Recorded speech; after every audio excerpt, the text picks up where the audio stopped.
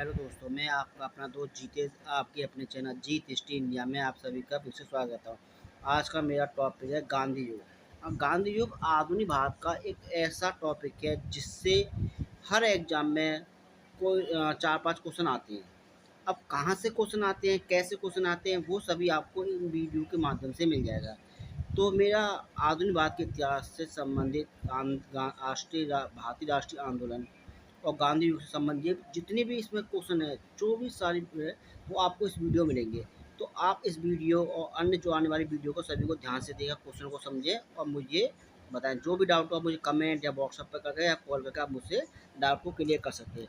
तो अब हम पहले क्वेश्चन से शुरुआत करते हैं। गांधी जी का जन्म कब और कहाँ हुआ? तो हर बच्चे को पता है गांधी जी का जन्म 2 अक्टूबर 1869 को गुजरात के पोरबंदर नामक स्थान पर हुआ था। और ये भी आपको मालूम होगा कि हर एक 2 अक्टूबर को गांधी जयंती बनाई जाती है हर साल। अब चलते हैं हम नेक्स्ट प्रश्न की ओर। गांधी जी के पिता का नाम क्या था? गांधी जी के पिता का नाम करमचंद गांधी था, जो राजकोट के दीवान थे। दीवान मतलब एक ऐसे बहुत बड़े पद होता है, मंत्री जैसा वो थे। अब चलते हैं हम नेक्स्ट प्रश्न की ओर। गांधी जी के माता का क्या नाम था? तो गांधी जी के माता का नाम पुतलीबाई था। गांधी जी की माँ एक धार्मिक महिला थी जिससे गांधी जी पर बहुत प्रभाव पड़ा था। आप चलते हैं नेक्स्ट प्रश्न की ओर। गांधी जी का विवाह 1883 ईस्वी में किससे हुआ था? तो गांधी जी का विवाह 1883 ईस्वी में कस्तूरबाई से हुआ था। वास्तु देखिए तो कस्तूरबाई का नाम कस्तूरबा माखन जी था। तो गांधी जी का विवाह कस्तूरबा भाई से 13 वर्ष की उम्र हुआ। उस समय कस्तूरबा 15 वर्ष की थी। नेक्स्ट प्रश्न चलते हैं। गांधी जी के कितने पुत्र थे? आप सभी को पता है गांधी जी के 4 पुत्र थे, हरिलाल, मणिलाल, रामदास, देवदास। लेकिन गांधी जी का जो शादी हुई थी, उसके बाद शादी के बाद उनकी 1885 में एक संतान हुई, जो लेकिन किसी कारणवश उसकी मृत्यु हो गई। अब मृत्यु होने के बाद 1888 ईस्वी में हरिलाल का जन्म हुआ। 1892 ईस्वी में मणिलाल का जन्म हुआ। 1897 ईस्वी में रामदास का जन्म हुआ और देवदास का जन्म हुआ था 1900 ईस्वी में। अब गांधी जी का पांचवा पुत्र, ये आपसे पूछना कई बार आ चुका है, गांधी जी का पांचवा पुत्र किसे कहते हैं? तो जमनालाल बजाज को। गांधी जी द्वारा गोद ली हुई पुत्री का क्या नाम था? ये एग्जाम में आ चुका है। तो लक्ष्मी, गोद ली हुई पुत्री। अब नेक्स्ट प्रश्न पे चलते हैं। गांधी जी के राजनीतिक गुरु कौन थे? तो गांधी जी के राजनीतिक गुरु कौन थे? गोपाल कृष्ण गोखले। आपको ये भी पता होगा गांधी के राजनीतिक गुरु तो ये थे। आपसे पूछा गांधी जी के कौन से ऐसे गुरु, गांधी जी किस व्यक्ति को अपना गुरु मानते, मतलब किस जैन व्यक्ति को अपना गुरु मानते? ये वेरी वेरी इंपॉर्टेंट क्वेश्चन है। रायचंद भाई को अपना गुरु मानते गांधी जी। ठीक है, ये क्वेश्चन ध्यान रखना। अब चलते हैं नेक्स्ट प्रश्न की ओर। गांधी जी पहली बार बैरिस्टर की पढ़ाई करने के लिए इंग्लैंड कब गए? 4 सितंबर 1888 ईस्वी को। कब? 4 सितंबर 1888 ईस्वी को गए थे। अब चलते नेक्स्ट प्रश्न की ओर। गांधी जी पहली बार इंग्लैंड किस जहाज से गए? तो हर व्यक्ति एग्जाम में छोटे मोटे एग्जाम में पूछ लेता है, लेकिन ये IAS एग्जाम में SS फ्लाइट नामक जहाज से इंग्लैंड गए थे। अब चलते नेक्स्ट प्रश्न की ओर। गांधी जी ने अपनी बैरिस्टर की पढ़ाई, मतलब वकालत, किस विश्वविद्यालय से की थी? The inner temple college. कहाँ पर था? लंदन में। अब चलते नेक्स्ट प्रश्न की ओर। गांधी जी इंग्लैंड से 12 जून 1891 ईस्वी को किस जहाज से आए थे? इंग्लैंड से भारत किस जहाज से आए थे? SS असम नामक जहाज से आए थे। किससे? असम नामक जहाज से। अब चलते नेक्स्ट प्रश्न की ओर। गांधी जी दक्षिण अफ्रीका में किस व्यक्ति का केस लड़ने गए? गांधी दक्षिण अफ्रीका में भारतीय मुसलमान व्यापारी अब्दुल्ला का केस लड़ने गए। अब आपको पता होगा कि गांधी जी अब्दुल्ला का केस लड़ने गए, तो क्यों लड़ने गए? कोई रीजन होना चाहिए। तो देखो, जब गांधी जी इंग्लैंड से वकालत करने आते हैं, तो गांधी जी को यहाँ पर भारत में सफलता नहीं मिलती। जब को पहला केस जब अदालत में लड़ने आते हैं, तो गांधी जी पर जज हंसते हैं। क्यों? गांधी जी की आवाज़ बहुत पतली थी। मैं आपको बताऊँ रीजन। गांधी जी की आवाज़ बहुत पतली है, जैसे सचिन तेंदुलकर की आवाज़ है, उस प्रकार से आवाज़ थी। जब गांधी कोर्ट में आते थे, तो लोग और वकील जज उन पर हंसने लगते थे। तो इस प्रकार उन्हें कोई भी केस जो मिलता है, वो कुछ उनसे वो हार जाते या व्यक्ति उनसे छीन लेते थे। इस प्रकार गांधी जी की मतलब वकालत नहीं चली। फिर उन्होंने अपना शिक्षा, मैं सोचा कि शिक्षा दी जाए, तो उन्होंने एक विद्यालय लगा लिया। उस विद्यालय में जब पढ़ाई करने गए, तो बच्चों ने इसकी कंप्लेंट की थी प्रधानाचार्य से कि जब आपको टीचर रखना है, तो इनके स्थान पे एक महिला को भी रख सकते हैं। तो इस प्रकार गांधी जी टीचर भी गिरी नहीं कर पाए। कुछ साल बाद उन्होंने उसके फादर बहुत अमीर थे, तो उन्होंने क्या बिज़नेस खोला। गांधी जी को बिज़नेस में भी सफलता प्राप्त नहीं हो पाई। तो एक अकस्मात व्यक्ति कि अब्दुल्ला नामक व्यक्ति करमचंद गांधी के मित्र थे, तो घर पे आए। तो अब्दुल्ला को चाहिए एक गुजराती वकील, जिसको गुजराती आती हो। तो करमचंद जी ने कहा कि मेरे बेटे को मतलब वकील से पढ़ा कर बड़ा काला तो करके आते इंग्लैंड से, उन्हें गुजराती आती है। गुजराती से उन्हें अब्दुल्ला को ऐसा वकील चाहिए जो गुजराती भाषा को ट्रांसलेट कर सके, किसमें, अंग्रेजी में। क्योंकि इनकी जो संपत्ति का वो था, अब्दुल्ला का संपत्ति के बंटवारे के पर समस्या थी। उस समस्या को निपटाने के लिए इन्होंने एक केस दायर किया। तो उनके लिए ना एक वकील की ज़रूरत थी। तो गांधी जी को एक मौका मिल गया। तो गांधी जी भारत में बेरोजगार थे, कोई कुछ चल भी नहीं आता, बिजनेस नहीं चला। आवाज़ इतनी पतली थी कि लोग उन पर हंसने लग गए। बिजनेस में नहीं, अदालत में नहीं, और टीचर की भी नहीं कर पाए। तो गांधी जी अफ्रीका जाते हैं, जैसे आपसे पूछता है गांधी जी अब्दुल्ला का जो केस लड़ने आते हैं, तो कितने साल के एग्रीमेंट पर जाते हैं, कितने वर्ष के लिए, 1 वर्ष के लिए जाते हैं, लेकिन वहाँ कितने वर्ष रहते हैं, 21 वर्ष। अब चलते हैं नेक्स्ट प्रश्न। गांधी जी दक्षिण अफ्रीका किस जहाज से पहुँचे? तो गांधी जी दक्षिण अफ्रीका SS सफारी नामक जहाज से दक्षिण अफ्रीका पहुँचे। अब चलते हैं नेक्स्ट क्वेश्चन की ओर। अब गांधी जी दक्षिण अफ्रीका कब पहुँचे, ये क्वेश्चन भी पूछ सकता है। 24 मई 1893 ईस्वी को गांधी दक्षिण अफ्रीका पहुँचे। अब चलते हैं नेक्स्ट प्रश्न की ओर। डरबन से पिटोरी जाते समय 7 जून 1893 ईस्वी को गांधी जी को किस रेलवे स्टेशन पर उतार दिया गया? पीटर मेल्स वर्ग नामक स्थान पर उतार दिया गया। देखिए, गांधी जी को फर्स्ट क्लास ट्रेन की टिकट मिली थी, तो डिब्बे में बैठे थे।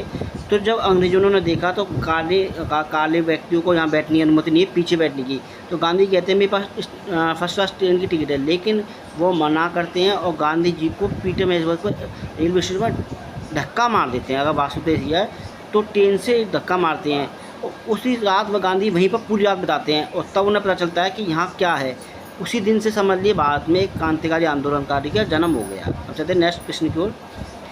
दक्षिण अफ्रीका में गांधी जी के मतदान के अधिकार के सवाल पर गांधी जी ने नेटाल इंडियन कांग्रेस की स्थापना कब कहाँ की? तो 1894 ईस्वी में डरबन में की। तो ये आपसे पूछेगा नेटाल कांग्रेस की स्थापना किसने, गांधी ने, कहाँ की? डरबन में। अब आपसे पूछ सकता है कि गांधी जी ने नेटाल कांग्रेस की स्थापना किसकी प्रेरणा से की थी? ये एक अलग से क्वेश्चन आता है एग्जाम में। गांधी ने नेटाल कांग्रेस की स्थापना डरबन में किसके प्रेरणा से की थी? तो जॉन रस्किन की प्रेरणा से की थी। तो वहाँ पर लोगों के साथ बहुत भेदभाव होता था। जब गांधी जी गए तो गांधी जी, क्योंकि लोगों के पास गांधी जी का 1 साल का एग्रीमेंट करके आए थे अब्दुल्ला से, और वहाँ लोग अपनी चिट्ठी लिखवाने के लिए, राशन कार्ड में नाम बढ़वाने के लिए अपना सही व्यक्ति गांधी जी के पास लेकर आते थे। तो गांधी जी को सभी व्यक्तियों के दक्षिण अफ्रीका में जो भारतीय रहते थे, मजदूर लोग, जिन्हें मजदूर कहते हैं, तो गांधी जी को सभी व्यक्तियों के बारे में जानकारी धीमे धीमे होती आई थी कि कैसे उनके साथ व्यवहार किया जा रहा है। अब चलते हैं नेक्स्ट प्रश्न की ओर। गांधी जी ने इंडियन ओपिनियन नामक अखबार कब कहाँ से निकाला? तो गांधी जी ने 1903 ईस्वी में दक्षिण अफ्रीका से निकाला। ये सिंपल एग्जाम क्वेश्चन है। लेकिन गांधी आपसे पूछा है गांधी जी ने इंडियन ओपिनियन नामक समाचार पत्र किस भाषा में नहीं निकाला? ये एग्जाम में क्वेश्चन पूछता है तो आपको पता होना चाहिए। गांधी जी ने इंडियन ओपिनियन नामक समाचार पत्र हिंदी, गुजराती, तमिल भाषा में निकाला था। हिंदी, गुजराती, तमिल में। अब चलते हैं, गांधी जी ने फिनिक्स आश्रम की स्थापना कब कहाँ की? तो गांधी जी ने फिनिक्स आश्रम की स्थापना 1904 ईस्वी में डरबन में की थी। अब आपको पता चले पहले भी डरबन। अब आपसे पूछो गांधी जी ने फिनिक्स आश्रम की स्थापना डरबन में की, किसके सहयोग से की? तो पारसी सेठ रुस्तम जी के सहयोग से की। क्या की थी? गांधी जी ने फिनिक्स आश्रम की स्थापना 1904 ईस्वी में डरबन में सेठ पारसी रुस्तम जी के सहयोग से की थी। अब चलते हैं नेक्स्ट प्रश्न की ओर।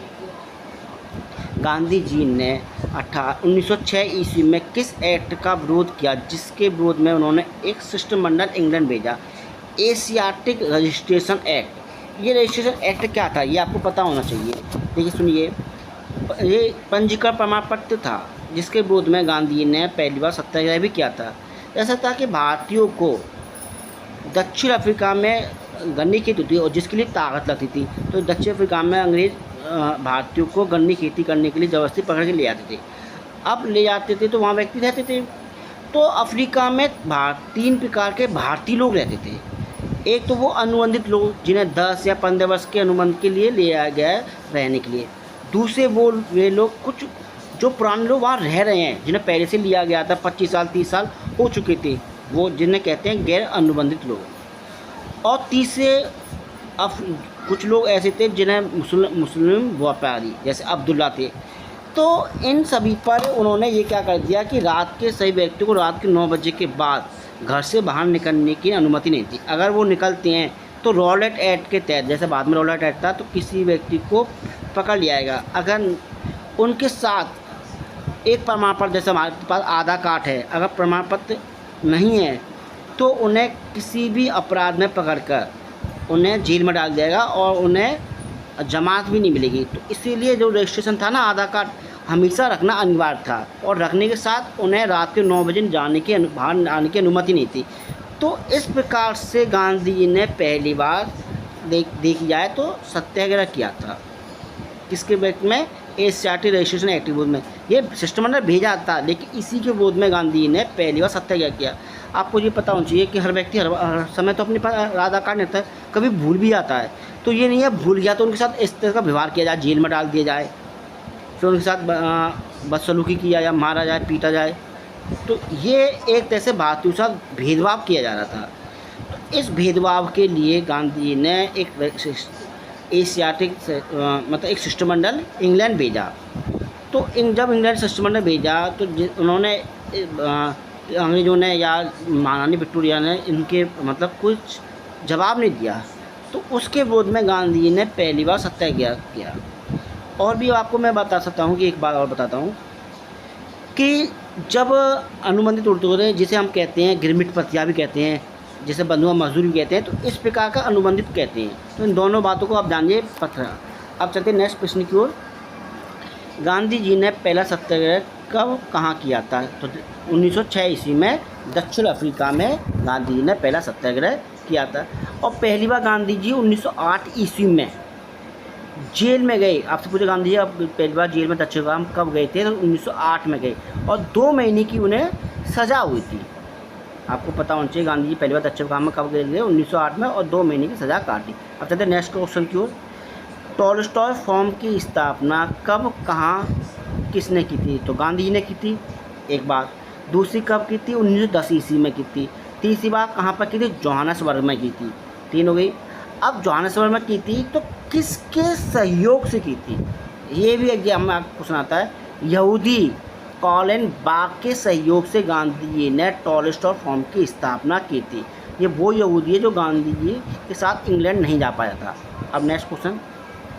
1909 ईस्वी में इंग्लैंड से दक्षिण अफ्रीका की यात्रा के दौरान गांधी जी ने SS किल्लोडन नामक जहाज़ पर किस पुस्तक की रचना की? तो किस पुस्तक की रचना की? हिंद स्वराज। आपसे पूछेगा हिंद स्वराज में कितने अध्याय हैं? आपको पता होना चाहिए 20 अध्याय हैं। ठीक, ये गांधी जी ने जो हिंद स्वराज पुस्तक है किस भाषा में लिखी? मूलतः गुजराती भाषा में लिखी। अब किस शैली में लिखी? तो संवाद शैली। संवाद शैली मतलब क्या है कि दो व्यक्ति जो बात कर रहे हैं और अपनी बातों को अपनी किताबों के माध्यम से लिख रहे हैं। जैसे गांधी जी किसी भी को क्वेश्चन पूछ रहा है, गांधी उसका जवाब देते आ रहे हैं, तो इस प्रकार के माध्यम से लिखी किताब को कहते हैं, लैंग्वेज कहते हैं संवाद शैली। तो गांधी जी ने असहयोग आंदोलन में जो ना दिया था कि मैं आपको 1 वर्ष के अंदर स्वराज दिला दूंगा, इसकी बात गांधी जी ने अपनी पुस्तक हिंद स्वराज में 1909 में कहा था। इसके बारे में कैसे कहा था गांधी ने? 1909 में कहा था, अगर भारतीय 1 साल अंग्रेज़ों का साथ ना दें, उनके कामों में उनका सहयोग ना दें, उनके द्वारा स्थापित स्कूल कॉलेज और सरकारी नौकरियों को त्याग दें, अस्पतालों में इलाज कराने ना जाएं, और उनके द्वारा बनाए गए कोर्ट या न्यायालय में अपना न्याय कराने के लिए ना जाएं, तो भारत से 1 साल में अंग्रेज चले जाएंगे। तो इस प्रकार गांधी ने इसका प्रयोग 13 साल बाद किया। चलते हैं नेक्स्ट प्रश्न की। गांधी जी ने दक्षिण अफ्रीका में गिरमिट प्रथा के विरुद्ध सत्याग्रह आंदोलन कब शुरू किया? 23 सितंबर 1983 को। इसके विरुद्ध गांधी जी 6 नवंबर 1983 को गिरफ्तार किए। इस प्रथा को बंधुआ मजदूरी या गिरमिट प्रथा कहा जाता है। इसके तहत भारतीय मजदूरों को देश के बाहर एक निश्चित समय अवधि जैसे 5 वर्ष, 10 वर्ष या 15 वर्ष या 20 वर्ष के लिए लिया जाता था। उनका एक समझौता किया जाता था, जिसे बंधुआ मजदूरी कहते हैं। उस समझौते को कहते थे गिरमिटिया समझौता। दक्षिण अफ्रीका में जब दक्षिण अफ्रीका सरकार ने जो अफ्रीका में रह रहे थे लोगों पर 3 पौंड का कर आरोपित कर दिया, इसी के वो गांधी जी ने सत्याग्रह शुरू कर दिया। ठीक है, इस आंदोलन में गांधी जी का साथ कस्तूरबा गांधी जी ने दिया था। तो आपसे पूछता है गांधी जी का साथ कस्तूरबा गांधी ने किस आंदोलन में दिया था? गिरमिट प्रथा के विरुद्ध चलाए सत्याग्रह आंदोलन में। और इस आंदोलन में गांधी जी को 1914 में सफलता मिली। एक क्वेश्चन और भी है कि इस प्रथा को या इस जो 3 पौंड का टैक्स लगाया था इसे पोल टैक्स भी कहते हैं। एक क्वेश्चन और भी 1913 में गांधी के साथ एक और भी क्वेश्चन था, भारतीय विवाह अप्रमाणित। मतलब जितने भी आज तक अफ्रीका में आज तक शादी हुई थी 1913 ईस्वी तक शादी हुई हैं, वह अगर ईसाई तरीके से नहीं हुई हैं तो अंग्रेज़ी सरकार अफ्रीका में उन शादियों को मान्य नहीं करेगी और उनसे हुई संतान वैध नहीं मानी जाएगी। तो आप सोच के देखिए, या हिंदू या मुसलमान, तो कितनी बड़ी बात हो गई, संतान हो गई, सब कुछ हो रहा है और उन संतान को भी वैध नहीं मानते। तो इसके विरोध में भी गांधी जी ने एक आंदोलन किया था कि भाई संतान हो गई, बच्चे हो गए, 20 साल हो गए, व्यक्ति 25 साल हो गई, उसी स्थान पर रह रहा है, तो अब वो भाई अपने धर्म के अकॉर्डिंग करेगा, हिंदू हो या मुस्लिम हो, ईसाई, सिख हो। तो जो धर्मों के अकॉर्डिंग अफ्रीका में शादी की गई हैं और उनसे जो बच्चे हुए हैं उनको वैध नहीं माना जाएगा, उस शादी को वैध नहीं माना जाएगा और उनसे टैक्स लिया जाएगा। और उसी टैक्स के विरोध में गांधी जी ने आंदोलन किया था। कौन सा टैक्स था? पोल टैक्स भी था। मैंने आपको बताया था कितने पौंड का? 3 पौंड का टैक्स लगा दिया। तो क्योंकि मैंने आपको बताया था गांधी जी की दुकान वहाँ अच्छी चल गई थी, तो लोग अपनी समस्या को लिखाने के लिए आते थे। तो उनकी समस्या को गांधी जानते गए और उन समस्या के विरोध में गांधी ने को लगा कि अब इस देश से जाना नहीं है, क्योंकि गांधी जी 1893 में आए थे और तो 1894 में विदाई समारोह हो गया था, लेकिन वो इस वजह से नहीं जा पाए क्योंकि उन्हें भारतीय समस्याओं का जब तक निजात नहीं मिल पाता दक्षिण अफ्रीका से, जब तक उन्होंने सोचा कि मैं यहाँ से नहीं जाऊँगा। और उन्होंने यही किया, उन्होंने भारतीयों को न्याय दिलाया और कई ऐसे अच्छे अच्छे कार्य किए दक्षिण अफ्रीका में कि आज भी उनका परिवार जो भी है वो अफ्रीका में रहता है। और गांधी जी को नेल्सन मंडेला की तरह पूछा था। आपको मालूम नेल्सन मंडेला जो 28 वर्ष जेल में रहे थे, जिन्होंने काले गोरे के भेद को अंतर को समाप्त किया और एक ऐसा संविधान बनाया जिस संविधान की आज पूरे वर्ल्ड में पहचान है, और दक्षिण अफ्रीका की। तो नेल्सन मंडेला एक देश के प्रधानमंत्री सब कुछ रह चुके हैं। तो चलते हैं अब नेक्स्ट क्वेश्चन की ओर। 9 जनवरी 1915 को गांधी जी किस जहाज से भारत आए? तो किस जहाज से भारत आए थे?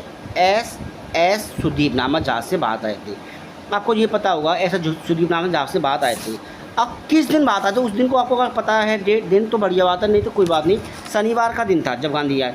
अब गांधी जब बात आए थे तो उस दिन को यादगार बनाने के लिए भारत में प्रतिवर्ष 9 जनवरी को भारतीय प्रवासी दिवस मनाया जाता है।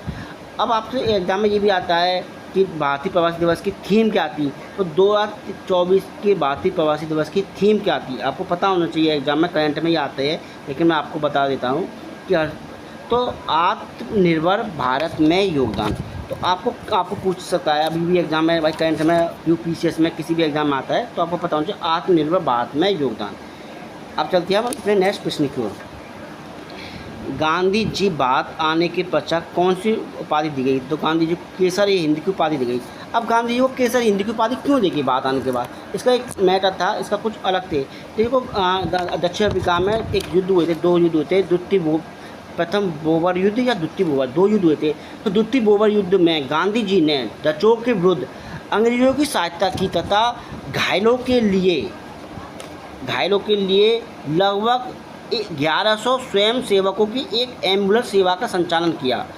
इसके लिए गांधी जी को बोवर युद्ध पदक तथा जूली युद्ध पदक से दक्षिण अफ्रीका की अंग्रेजी सरकार ने सम्मानित किया गांधी जी को, और भारत में अंग्रेजी सरकार ने इसी काम के लिए केसर हिंद की उपाधि दी। ये तो वास्तविकता है जो लोग कहते हैं। कुछ लोग कहते हैं कि जब प्रथम विश्व युद्ध चल रहा था तो गांधी जी ने हर व्यक्ति घर जगह जाकर ये कहा कि आप प्रथम विश्व युद्ध में अंग्रेजों के साथ दीजिए, तो जिस वो अगर उनका दिल पिघल जाता है तो वो देश को सुराग दिला देंगे। या गांधी जी को सार्जेंट भी कहते हैं। तो कुछ लोग कहते हैं कि गांधी जी को बाद में अंग्रेजों की सहायता करने के उपलक्ष्य में केसरी हिंद की उपाधि दी गई। तो वास्तविकता किताबें तो ये नहीं कहती, लेकिन कुछ लोग ये कहते हैं गांधी जी को केसरी हिंद की उपाधि या अंग्रेजों का दोस्त, सारी बातें इसी के द्वारा मानी जाती हैं। तो हम कुछ कहें लेकिन कुछ ना कहें, वो किताबों के माध्यम से। अब चलते नेक्स्ट प्रश्न की ओर। गांधी जी ने भारत आगमन के पश्चात सर्वप्रथम किस अखबार को इंटरव्यू दिया था? तो किसको दिया था? टाइम्स ऑफ इंडिया नामक समाचार पत्र को सर्वप्रथम क्या देता? इंटरव्यू। अब चलते नेक्स्ट प्रश्न की ओर। अहमदाबाद में सत्याग्रह आश्रम की स्थापना गांधी जी द्वारा कब की गई? तो कब की गई? 25 मई 1915 ईस्वी को।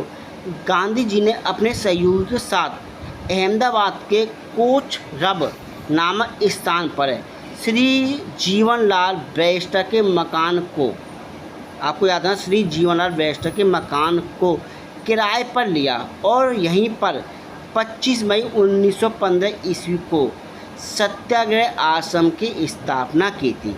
तो गांधी ने अपने सत्याग्रह आश्रम की स्थापना कब की थी? 25 मई 1915 को। किसके मकान में? किराए के मकान में। किस व्यक्ति का मकान था? श्री जीवनलाल बैरिस्टर के मकान में की थी। लेकिन कुछ दिन बाद एक मकान खाली कर देते हैं। कुछ लोग इसका कुछ गलत मतलब निकालते हैं, कुछ लोग और कुछ बातें कहते हैं। तो अब वो सारी बातें मैं आपको अगली वीडियो में बताऊंगा क्यों कैसे ये वहाँ से छोड़ के जाते हैं। लेकिन आप अब समझना नेक्स्ट क्वेश्चन में मैं आपको जो बताऊंगा। चलते हैं नेक्स्ट प्रश्न को। नेक्स्ट, साबरमती आश्रम में गांधी जी के आवास का क्या नाम था? हृदय कुंज। तो गांधी जी का पहला आश्रम कहाँ था? श्री जीवनलाल बैरिस्टर के मकान में था। इस मकान को गांधी ने त्याग कर स्थानांतरित कर 17 जून 1970 को अहमदाबाद के निकट साबरमती तट पर अपना मकान या अपना आश्रम स्थापित किया। तो उसमें मकान में इसका नाम क्या था? हृदय कुंज। अब चलते नेक्स्ट प्रश्न को। गांधी जी का भारत में पहला भाषण कहाँ हुआ था? कहाँ हुआ था? लखनऊ में। लखनऊ में 1916 ईस्वी में कांग्रेस का संयुक्त अधिवेशन हुआ, जिसमें करम नरमदल दोनों सम्मिलित हुए। और जो कांग्रेस किसकी वजह से सम्मिलित हुआ था? सम्मेलन हुआ था तिलक जी की वजह से। अब चलते नेक्स्ट प्रश्न की। गांधी जी का भारत में प्रथम आंदोलन कौन सा था? तो गांधी जी का भारत में प्रथम आंदोलन चंपारण आंदोलन। चंपारण आंदोलन बिहार में हुआ था, जो 3/20 हिस्से पर नील की खेती होती, जिसकी वजह से ये आंदोलन हुआ था। उस आंदोलन के बारे में गांधी जी को जानकारी किसने दी?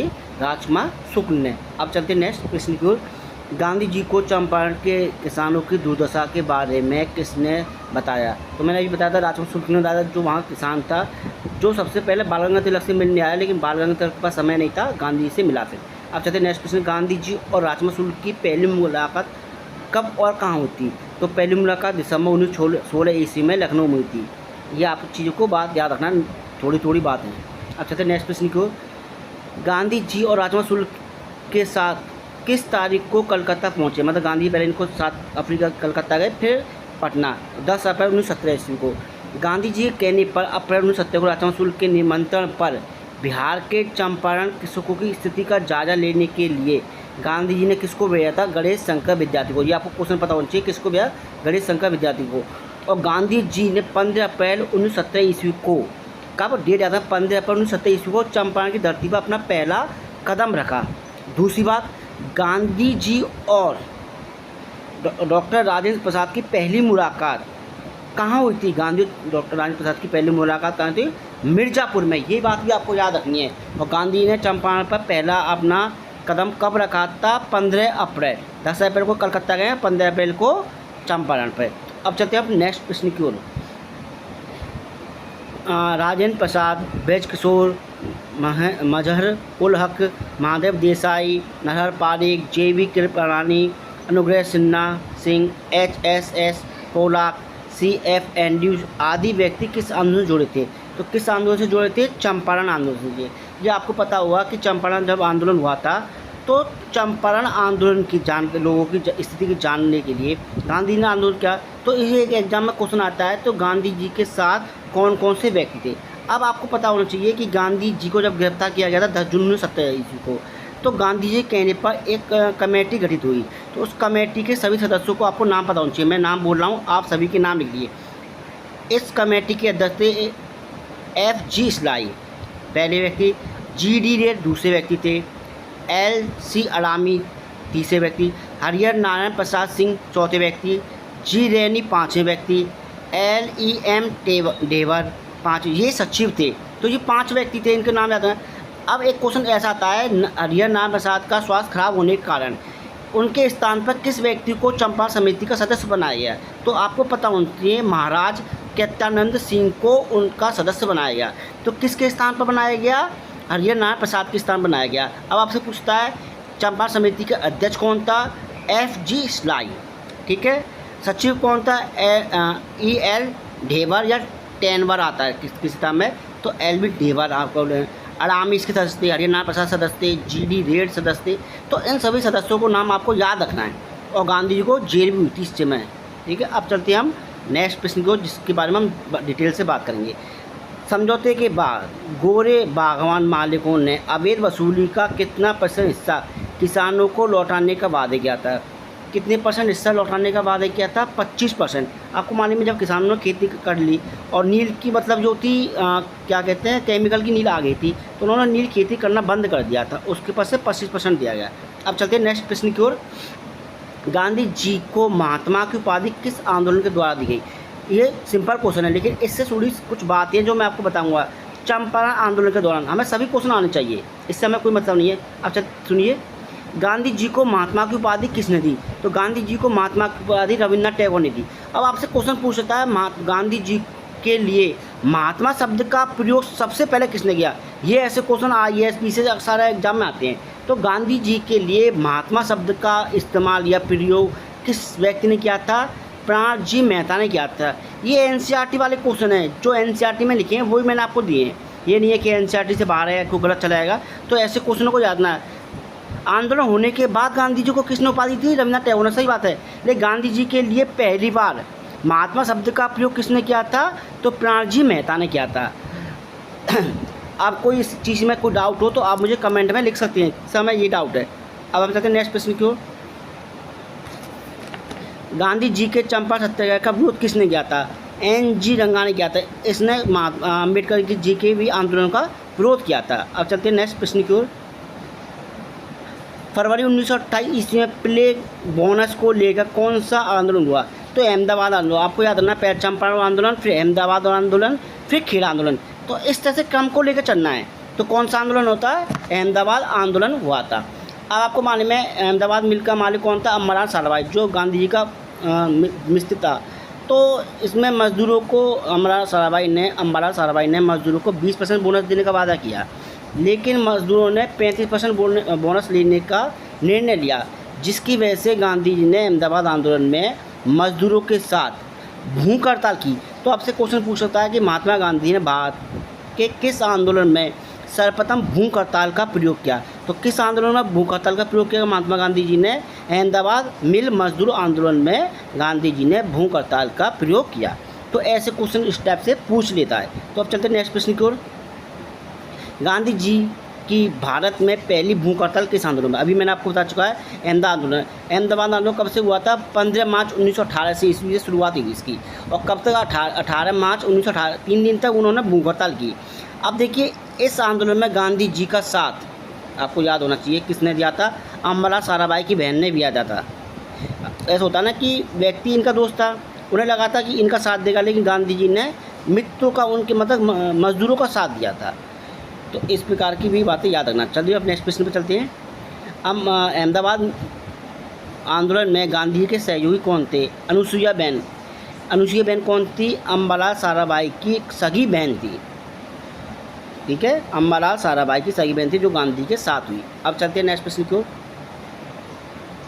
किसके पंच फैसले से मजदूरों को 35% बोनस देने का फैसला किया? ये वेरी इंपॉर्टेंट क्वेश्चन है। ऐसे क्वेश्चन बहुत एग्जाम पूछते हैं। प्रोफेसर ध्रुव के कहने पर। नेक्स्ट प्रश्न पर देखते हैं। गांधी जी का भारत में पहला वास्तविक आंदोलन कौन सा था? गांधी जी का भारत में पहला वास्तविक आंदोलन कौन सा था? खेड़ा आंदोलन। खेड़ा आंदोलन का नेतृत्व सबसे पहले किसने किया था? मोहनलाल पांड्या ने। आपको ये बात पता होनी चाहिए, खेड़ा आंदोलन का नेतृत्व किसने किया था? मोहनलाल पांड्या ने खेड़ा आंदोलन में कर ना देने का नारा दिया था। ये भी आपको पता होनी चाहिए। दूसरी बात, गांधी जी ने खेड़ा आंदोलन का नेतृत्व अपने हाथों में कब लिया?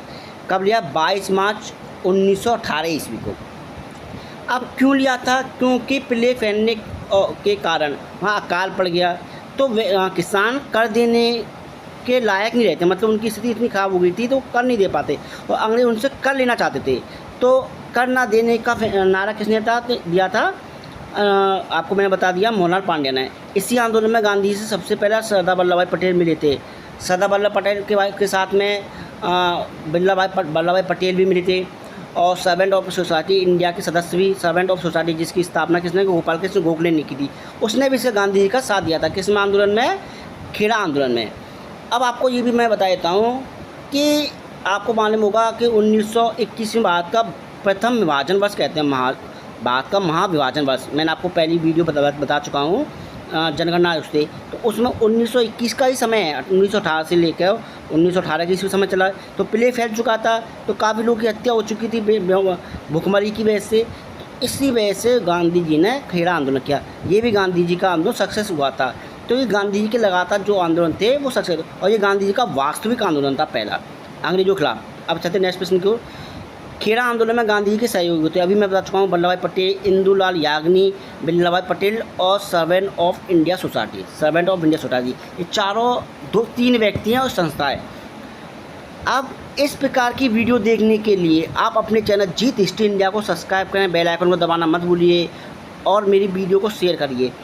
अब इससे संबंधित जो भी आपका आंदोलन हुए बाद में, जैसे सविनय अवज्ञा आंदोलन, असहयोग आंदोलन, बात छोड़ो आंदोलन, व्यक्तिगत, सभी आपको वीडियो दिनों दिन मिलती आएंगी। तो आपको इस वीडियो देखने के लिए जय हिंद।